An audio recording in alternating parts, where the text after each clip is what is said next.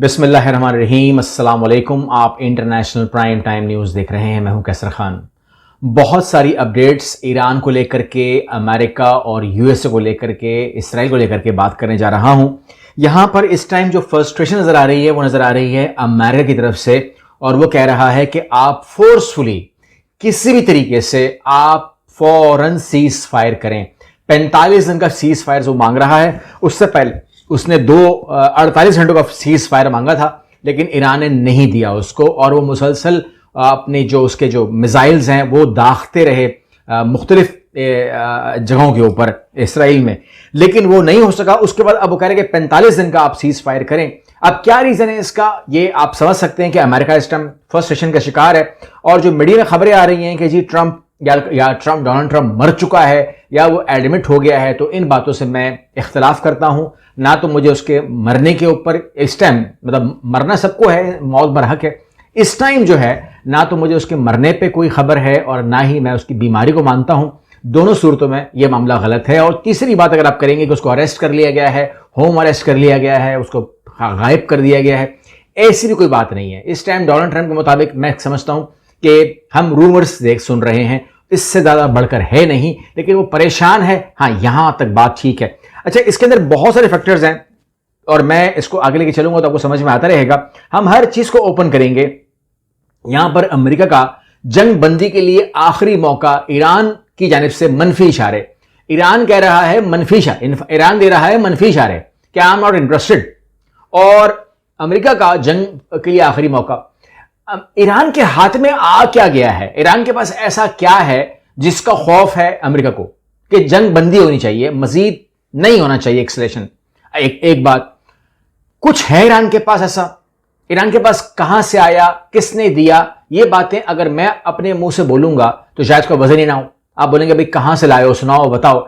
लेकिन अगर आपको वो खुद बताए ईरान कि मेरे पास क्या आ चुका है, तो मानना पड़ेगा। चले, मैं आपको पूरा उनकी जबानी सुनाऊंगा, इसमें कोई आपको प्रॉब्लम नहीं आएगी इंशाल्लाह। लेकिन थोड़ी सी खबरें आपसे जो शेयर करनी है वो पहले शेयर कर लूं, फिर आपको मैं सुनाता हूं कि ईरान के पास क्या क्या आ गया है और किस रास्ते से आया और कहां से आया है। तमाम चीजें आपके पास आ जाएंगी। अच्छा, यहां पर आपको मैं इन्फॉर्म कर दूं कि हम सुनते हैं कि F-15 तैयारी के पायलट को बचाने के लिए दौरान अमेरिका को ईरानी जाल का शुबा क्यों हुआ। आपको मैंने कल कहा था कि एक जाल था, ये मैंने कहा कल, मैंने कहा कल की वीडियो आप देखेंगे 5 अप्रैल की, तो मैंने इसके ऊपर यही कहा था कि मेरे हिसाब से ये जाल है, और उसके अंदर जो उसके एयरक्राफ्ट तबाह हुए थे वो हमें तादाद बताई गई थी 4, लेकिन आज पता लगा कि वो 4 नहीं थी बल्कि 12 जहाज तैयार हुए, छोटे बड़े 12 जहाज तैयार हुए। उनकी मालियत $400 मिलियन से भी तजावज करती। और उसके हवाले से अगर मैं आपको बताऊं कि जो उनके अपने मीडिया आउटलेट्स हैं, अगर आप अमेरिकन होते, लेट्स से एक बात कर रहा हूं, अगर आप अमेरिकन होते और आपको मैं कहता कि यार आपके मुल्क ने तो जो तबाही मचा दी, ईरान में गए, अपना पायलट उठाया और वो वापस ले आए, तो you should feel proud of कि क्या बात है जी, क्या बात है। लेकिन यहां पर मैं आपको बताऊं, यहां पर आप देखें absolute humiliation for US military है। ह्यूमिलिएशन हुई है। फार्मर सीआईए ऑफिसर कहता है कि जी यहां पे तबाही बर्बादी हुई है, आपके तबाह ये हुआ, तबाह ये हुआ, तबाह ये हुआ है। $400 million of US aircraft completely तबाह हो गए। अच्छा जी, आगे सुनिए। ईरानी मिलिट्री कहती है कि जी कम से कम 12 एयरक्राफ्ट तबाह हुए हैं, और इसमें ब्लैक हॉक भी थे, 4 ब्लैक हॉक थे, ये थे, वो थे, ठीक है ना। C-130 भी था। अब देखें यहां पर 2 बातें हैं ना, यहां पर ये C-130 का जिक्र भी आ गया, ट्रांसपोर्ट प्लेन है ये, ठीक है, ये भी था, ठीक है। ये जो पायलट है वो ज्यादा वजनी होगा मेरा ख्याल है, C-130 लेने को आया था, यही हो सकता है, और क्या हो सकता है। C-130, उसके बाद अगली खबर आती है absolute disaster. Absolute disaster for pentagon, that was a disaster. यार आप तो गए, ऑपरेशन किया, बंदा उठाया, ले आया, ये तो हॉलीवुड की मूवी असली में हो गई हमारे हिसाब से तो, लेकिन ऐसा हुआ नहीं है। That was a absolute disaster. मैं नहीं कह रहा, आपके सामने ये उनके जो मीडिया आउटलेट्स हैं वहां से खबरें आपके सामने आ रही हैं। डिजास्टर, ठीक है। पहली बात कि आप ये कहते हैं कि जी इसके अंदर, मैंने आपसे कहा कि जी ये हेलीकॉप्टर्स आए होंगे, समझ में बात आती है, फाइटर जेट्स आए होंगे, कुछ होता है ना, वो संभालना पड़ता है, ये बात सही है। छोटे बड़े बर्ड भी आ गए, तमाम चीजें आ गई हैं, कुछ ड्रोन, ये वो तमाम हर चीज समझ में आती है। C-130 आ गया, हजम नहीं हुआ, पहली बात तो ये है। हरकुलिस घूम रहा है, ठीक है। एक F-15 के बंदे को उठाने के लिए, जिसका टोटल वजन जो है उस बंदे का वो 80 किलो है, उसके लिए आपने हरकुलिस भेज दिया, ठीक है ना, C-130 में जाएगा। आपको मैंने कल भी कहा था कि वो साजो सामान के लिए होता है, कार्गो के लिए होता है, शिपमेंट के लिए होता है, तमाम चीज़ों के लिए होता है, उसके लिए वो भेज रहे थे। और वो एयर फाइटर भी नहीं है ना। तो यहां पर जो मुझे क्लिक की दो बातों ने, एक C-130 आया और दूसरा मैंने देखा कि वो गिरा कहां है। जब मैंने उसका नापतोल की तो पता लगा कि वो 400 किलोमीटर अवे फ्रॉम, ये देखें लिखा हुआ है on the ground from 400 kilometre away from any rescue operation. जहां पर एनी रेस्क्यू ऑपरेशन हो रहा था, उससे 400 किलोमीटर दूर जो है ना हमारे C-130 भाई साहब गिर गए, हरकुलिस तबाह हो गए। तो यहां पे मुझे पता लग गया कि उसका ताल्लुक रेस्क्यू से नहीं था, वो कोई बंदे से। जाल अगर था तब भी नहीं था, अगर जाल नहीं था तब भी नहीं था। ये पूरा का पूरा सेटअप, मतलब लोगों ने कहा भी कि क्या वो, आप कह रहे हैं कि जी 12 तबाह हो गए, कल भी कह रहे थे, तो क्या वो साइकिल में भाग गए, क्या वो पैदल भाग गए, क्या वो उनको ईरान छोड़कर आया है वापस? ऐसी बात नहीं है। अगर 12 जहाज तबाह हुए हैं तो क्या पता 30 आए हों, क्या पता 35 आए हों, क्या पता पूरा का पूरा बेड़ा आया, तो हो सकता है कि बड़ी तादाद उनकी हो। और वो उनके पास भी वो तमाम स्पेशल इक्विपमेंट्स थे जो उनको बचाते हैं निकालने के लिए। तो यही नहीं कि ईरान ने ही खाली कंधों पर रखे हुए थे वही मार रहे थे, उन्होंने भी वैसे फाइट की होगी और कुछ ने बचाया होगा, कुछ ने निकाला होगा। इस तरीके से उन्होंने अपने आप को, जो भागते हुए जो आप करते हैं वो उन्होंने करके जान निकाली अपनी। लेकिन ये एक बंदे को लेने आए थे, यहां पर डाउट आ जाता है। जब आप C-130 को भी ले आते हैं, तमाम चीजों को ले आते हैं, ये एक डाउट आ जाता है। एक बंदे के पीछे आप 12 जहाज तबाह करते हैं और उसके बाद कुछ मजीद जहाज भी होते हैं जो रेस्क्यू भी करते हैं। तो मतलब ये हुआ कि इसके अंदर जो मुझे शक होता है, अब आपने मुझे ठीक करना है, ये ऑपरेशन एक सिंगल पायलट के लिए किया ही नहीं गया। इसका मतलब ये हुआ कि अगर आपका हरकुलिस 400 किलोमीटर दूर कहीं घूम रहा था तो वो घूमने तो आया नहीं था ईरान के अंदर, वो निचली प्रवास कर रहा था, तो वो क्या क्या ढूंढ रहा था भाई? उसके पास कौन सी दूरबीनें लगी हुई थी? इसका मतलब ये हुआ कि वो ऑपरेशन एक बंदे को बचाने का नहीं, बल्कि वो यूरेनियम के लिए आया था और वो यूरेनियम उठाने आया था, क्योंकि जंग को ख़त्म करने का एक ही आसरा था कि वो अपना उसको उठाए, यूरेनियम को, चाहे जितनी भी उसके हाथ में आए, पूरी तो नहीं आनी आए, और वो टेबल पर रखे और उसको खड़ा करें सदर ट्रंप को और बोले कि जी ये यूरेनियम है, हमने ऑपरेशन किया, हमने एक बेन कुर्बानी दी, हमारे इतने जहाज तबाह हुए, सब कुछ हुआ, लेकिन हम यूरेनियम हमने ले आए हैं। एटम हम अब नहीं बन सकता क्योंकि ईरान की यूरेनियम ये आपके सामने टेबल पे है, कैमरे पे दिखाओ उसको, वो तमाम चीज़ें करें और इस जंग के खात्मे का ऐलान करें। ठीक है ना, ये एक चांस था। उसके बाद अगर ईरान करे तो लोगों को बोले, पाकिस्तान को बोले कि भाई समझाओ इसको, सबको बोले भाई समझाओ इसको, हम तो आगे जंग को नहीं बढ़ा रहे। ये मेरा अब इसमें एनालिसिस है। आप इसके अंदर अपना फीडबैक दे सकते हैं, क्योंकि डिजास्टर के बाद, ह्यूमिलिएशन के बाद, इन तमाम बातों के बाद मैं इसमें और क्या ही कह सकता हूँ। बहरहाल जो कुछ भी था, चाहे वो जाल था, चाहे वो कुछ भी था, उसके बाद ऐसा नहीं हो सकता कि ईरान अटैक ना करता। ईरान ने जो है तहस नहस कर दिया तल अवीव के एरियाज़ के अंदर, जहां उसने 7 एरियाज़ के अंदर अटैक किए हैं और कहते हैं कि रिपोर्ट्स हैं कि सेवरल पीपल बीइंग इंजर्ड। लेकिन अब की बार उन्होंने कहा है कि जी वहां पर अमवात भी हुई हैं, तो अमवात की बातें भी जो नज़र आ रही हैं, 2 अमवात वहां हुई हैं, 2 वहां हुई हैं, 2 वहां हुई हैं, तो पहली बार उन्होंने मरने की खबरें भी हमको दी हैं। लेकिन तबाही की खबरें मैं आपको दिखा नहीं सकता, क्योंकि तबाही के जो ज़राए हैं वो यही ज़राए हैं कि आपको मीडिया कवरेज दे, यही ज़राए हैं कि वहाँ पर आपको लोकल टीवी दिखाए कि जी ये बम गिरा, ये बम गिरा, ये बम गिरा। और तल अवीव में पहले क्या था, अब क्या है, वो निकाला जाता था सैटेलाइट इमेजेस से, और वो बताता था कि जी ये आप देख रहे हैं, पहले यहाँ रनवे था, अब वो रनवे नहीं रह गया, वो काला हो गया, या यहाँ पर बिल्डिंगें 4 थीं, अब वहाँ पर मैदान नज़र आ रहा है, तो मतलब 4 बिल्डिंगें गायब हो गई हैं। तो वो आप तस्वीर से तस्वीर मैच करके आप वो ले सकते थे, मगर अब वो ख़त्म हो गया है, अब वो चीज़ हो नहीं सकती, because top satellite imaginary provider जो हैं उनको यूएस ने कहा है कि प्लीज़ इसको इस एरिया के अंदर, वेस्ट एशिया के अंदर सस्पेंड कर दें।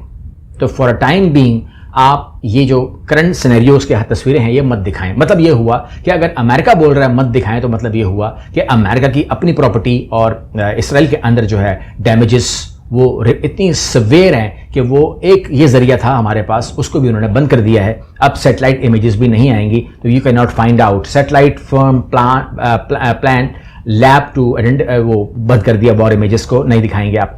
अच्छा, अब यहाँ पर एक खबर और दे देता हूँ, और वो ये है कि हमेशा ही आपने सुना और आपको बताया गया ईरान की तरफ से कि अग्रेसर में आ जाएगा अकॉर्डिंग टू द यूएन अग्रेसर में आ जाएगा अगर आपका मुल्क से मेरे मुल्क पे मिसाइल गिर रहा है, तो मेरे पे जायज़ हो जाएगा कि मैं आपके ऊपर अटैक करूं। उसी कानून के तहत ईरान कहता है कि मैं अटैक कर रहा हूं, वरना कुवैत मेरा भाई है, सऊदी अरब मेरा भाई है, दुबई यूएई मेरा भाई है, ओमान मेरा भाई है, बहरीन मेरा भाई है, लेकिन वहां से अटैक हो रहा है। तो जाहिर बात है कि उसकी रिपोर्ट आज तक 1 महीने से चलती रही, किसी ने इसको तवज्जो नहीं दी और वो शिकायत करता रहा और वो उन जगह के ऊपर अटैक करता रहा। लेकिन अब चूंकि फ्रांस की जो प्रेसिडेंट है उनको ट्रंप ने कह दिया है कि आपकी बीवी आपके साथ ऐसा सलूक नहीं करती, आपको चांटे मारती है, आपको मुक्के मारती है और ये तमाम चीज़ें करती है। हालांकि ये पर्सनल बात है, आपस में वो जो मर्जी करें, इससे हमें क्या फ़र्क पड़ता है, नहीं पढ़ना चाहिए। हमें ज़ाती बातें, घर की बातें, बीवी क्या सलूक करती है, हस्बैंड क्या सलूक करता है, या ट्रंप का क्या सलूक रहा होगा, वी हैव नो आइडिया। आप जब अपनी बीवी का हाथ पकड़ते हैं, हमने तो कभी नहीं कहा कि वो झटकती है हमेशा, हमने तो कभी भी नहीं कहा ट्रंप को। तो लिहाजा ये चीज़ अगर कोई होती है चीज़ तो ठीक है, ये ज़ाती बात है, हम इसका मजाक नहीं उड़ाते क्योंकि वो आपकी बीवी आपके साथ सलूक करती है। लेकिन अब फ्रांस का जो मीडिया है ना वो खुल गया है और वो कहते हैं कि ये video shows US missiles being launch from Kuwait into Iran. ये जो अटैक हुए हैं वो कहते हैं कि हवा की रिपोर्ट नहीं कह रहे, इन्वेस्टिगेशन रिपोर्ट है हमारी। France 24 has verified and Jio located multiple video showing that one of the latest 2 occasions जो हैं, कहते हैं 24 मार्च और 31 मार्च को 100% कुवैत से अटैक हुआ है आपके ऊपर, ईरान के ऊपर। तो यहां पर उस बात को आप फिर डिनाई नहीं कर सकते, आपको ये बात माननी पड़ेगी कि ये अटैक्स हुए हैं। अब मैं आपसे बात करता हूं बहुत ज़रूरी, और वो बात यह है कि मैंने आपसे कहा कि ईरान के पास हाथ में क्या आ गया है ऐसा कि जिसके बाद वो कह रहा है कि जी अब जंग अगर बंदी नहीं करते आप तो हम उसके अंदर ज़्यादा इंटरेस्टेड नहीं है। लेकिन अमेरिका को खौफ किया, ऐसे बात करता हूं मैं आपसे, लेकिन पहले आप ज़रा सुन लीजिएगा, ये बहुत बहुत बहुत ज़रूरी क्लिप है।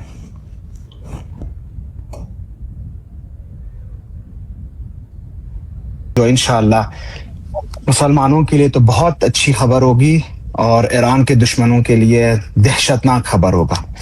गुज़श्ता रात ईरान ने अनाउंस किया है, अमेरिका को भी, यूरोपियन यूनियन को भी, कि last shipment of Hwasong 18 Pyongyang से तेहरान पहुंच गई है। ब्रेकिंग न्यूज ये है, ईरान के पास 500 Hwasong 18 intercontinental ballistic missile already launchers पे अवेलेबल है। प्योंगयांग से, नॉर्थ कोरिया से तेहरान तक लास्ट शिपमेंट कल पहुंची है और ईरान के तकरीबन हर शहर में बेतादाद इन्होंने लॉन्चर्स पर तैयार किए। अगर आप हवासोंग या हवासोंग 18 को चेक करें तो इसकी कैरेक्टरिस्टिक अभी मैं आपको बताता हूं, होश रुबा है। और ये इस जंग के सिचुएशन में 2 ऐसे मुल्क जिनके ऊपर 100% पाबंदी थी, ये एक दूसरे के साथ कितना खुफिया इंटेलिजेंस के बेस पे ऑपरेशन करके, और आपको मैं ये भी बताऊं, ये जो शिपमेंट है कई अरसे से आ रही है ईरान के अंदर, चाइनीज मेन लैंड यूज करते हुए कोई भी बहरी रास्ता इसने अख्तियार नहीं की, क्योंकि पता था कि बहरी रास्तों में अमेरिकन के वो कंट्रोल बहुत ज्यादा है। ये चाइनीज को बताया या आई डोंट नो, चाइनीज को पता नहीं चला है कि या इन्होंने जानबूझ के इसको छोड़ दिया है। फिर ईरान की जो अपने कंट्रोल में कॉरिडोर्स है वहां से गुजरते हुए रशिया ने बाकायदा इनको पता होते हुए इनको ऑर्डर दिए कि आप इसको लेके जाएं, और कल रात इनके पास लास्ट शिपमेंट ICBM हवासोंग 18 500 की तादाद में पहुंच गई है। हवासोंग के बारे में आपको बता दूं, 1 एक ठोस ईंधन सॉलिड फ्यूल पर मबनी 3 मरहला 3 स्टेज बर्रुल आजमी मिसाइल है, जिससे लॉन्च से पहले ईंधन भरने की जरूरत नहीं है। अक्सर जो ईरान के पास मिसाइल्स थे वो कमतर सॉलिड थे, बाकी लिक्विड थे, इसलिए 6 से 7 घंटे सिर्फ उनको ईंधन भरने में टाइम लगता था। और फिर ये जो सेंसर्स हैं इनके, जमीनी सेंसर और ऊपर से सैटेलाइट इनको पकड़ती थी और लॉन्चेस के ऊपर हिट होता था।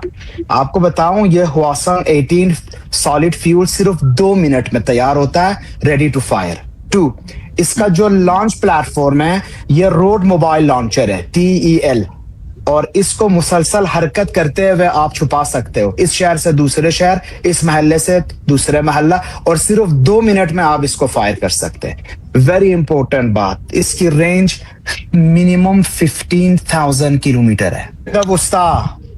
यूरोप, कहानी अमेरिकी अड्डे, हत्ता कि अमेरिका की कुछ हिस्सों तक पहुंच सकता है अगर इसको सही शहर पे रखे।